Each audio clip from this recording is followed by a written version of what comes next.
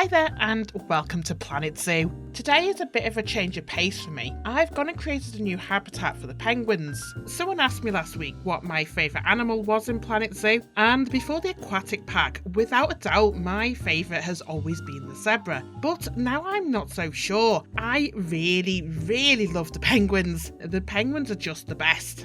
With that in mind, I decided I wanted to create an awesome habitat for my penguins, so here it is. Now, I have been a little naughty here because I've deviated from what the game wants your penguin habitats to look like. The penguins are quite fussy. They don't need really any foliage in the habitat. In fact, they prefer not to have it at all. The game wants you to create a mostly rock-based environment for them, and they've provided us with a very nice Arctic-style prefab for this. That works very well. But that rocky and barren type landscape isn't working for me right now. After creating about 3 or 4 wintry type Arctic style habitats over Christmas, I'm just a little bored with that style. But I did still really want to make a penguin habitat. So for the penguins here, I've created something a little different. My inspiration for this habitat is the Penguin Beach at London Zoo. It's the largest penguin pool in the UK, and it certainly looks it too. What they did for their penguin pool was to make a recreation of a South American beach landscape, and it looks amazing. It's so cool. I wanted to recreate that in game.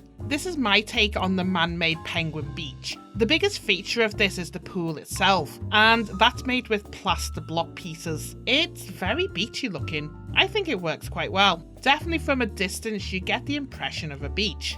The very gradual and smooth transition into the water is exactly what I was going for. And it wasn't easy, to be honest, to create that out of square blocks. The pool itself was the most time-consuming part of this build because I had to place every piece individually. In all, the whole pool itself is more than 3,000 pieces, and it took me about 2 evenings to complete, so around 8 hours to build. I know, looking back, that sounds like a lot of time to be working on a pool structure, but when you view it from under the water, this is exactly the look I was going for, with a natural shallow seabed that you're going to get on a South American shoreline. So that time has been well spent, in my opinion. Something else I did with the pool, the depth gets gradually deeper towards the glass wall. So this is the deeper section for the penguins to swim in. Obviously, you want that near the glass for the people to see, and they've got the pool like this in London Zoo too. The rest of the exhibit, I have to say, the penguins aren't too pleased about all the vegetation. The type of penguins we've got here, in the game, they've been programmed to dislike any vegetation. They're happiest with the barren rocks, but the look I was going for with this habitat,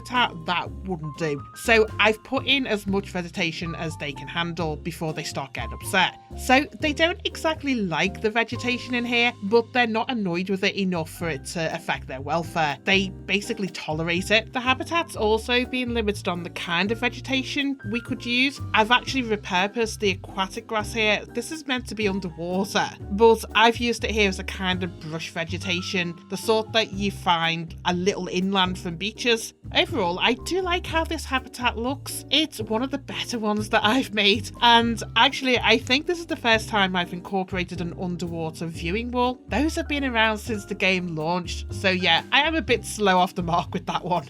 The thing with the underwater glass viewing walls, they're not that tricky to make, but they are a little more awkward to make for habitats that you want to upload to the Steam Workshop, which of course I always try to do. To work with that, what I've done is to play around with the heights. So the pool itself digs into the ground, obviously, but where the sand sits is about 2 feet above the ground level. That way, when you've got guests on ground level, they are actually sitting below the waterline, so they get a good view into it from underneath. Originally, I had the habitat barrier sitting flush with the sand so it was on the same level, but it just looked a bit awkward and odd, so I decided to move that up another 2 feet as well, and it looks so much better. This is good for 2 reasons. The guests get a much better view of the habitat from the higher vantage point, and I've got that separation between the penguins and the guests without having to use a double barrier system. Actually, with the rocks here, yeah, I do technically have a double barrier system going on, but it's not as obvious. This way it blends nicely into the landscape, and the penguins are perfectly safe, won't escape. People can't touch the penguins, which is why you have double barriers in the first place.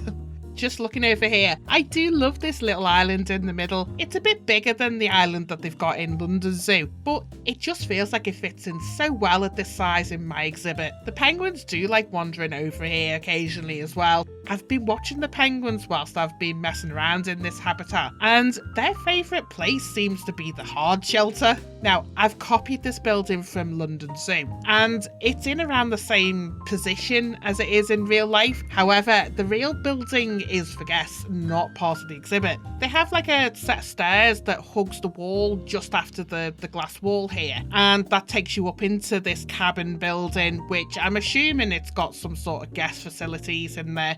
They also have like a glass wall against the dock here, so guests do have a nice vantage point there up and close to the penguins. I did look into replicating this for my habitat here, but it was getting very complex. And the key to a good Steam Workshop asset is to have something that looks good, but it isn't a massive headache for someone to place in their game. Having guest facilities here, that would have meant messing around with the path system. And I mean, I'm okay spending an age messing with the path, I'm used to it, but I don't want to make an asset where other people have to do that. So I decided instead the base camp building in my habitat was going to be the penguin's hard shelter. The king penguin in the game needs a hard shelter. Now, I find that quite funny because considering the game wants us to make Antarctic style habitat for them, well, when the penguins go down to the South Pole to breed, it's not like they have a hard shelter there, is it? They just tough it out, very exposed. Just seems a bit weird is all.